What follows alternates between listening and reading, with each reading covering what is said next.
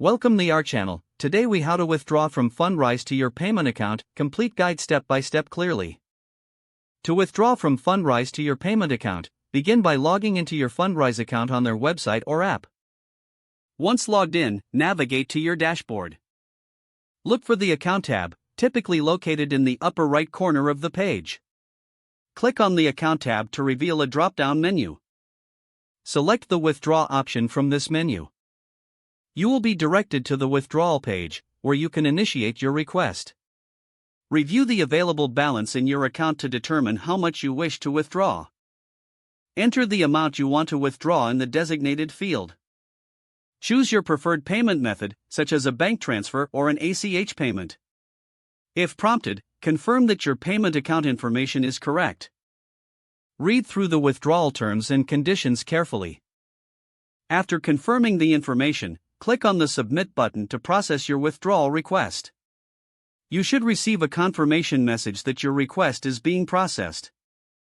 Keep an eye out for an email notification from Fundrise regarding the status of your withdrawal.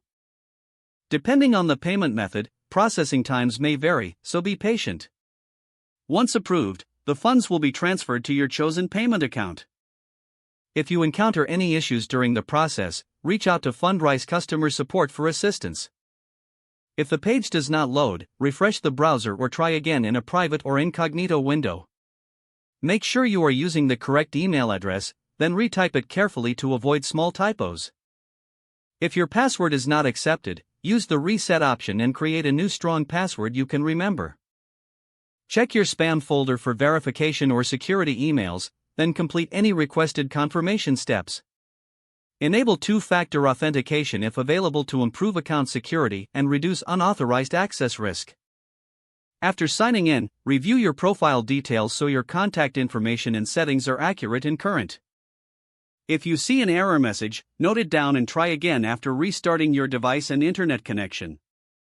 Log out when you finish, especially on shared devices, to keep your account and payment information secure. If the page does not load, refresh the browser or try again in a private or incognito window. Make sure you are using the correct email address, then retype it carefully to avoid small typos. If your password is not accepted, use the Reset option and create a new strong password you can remember.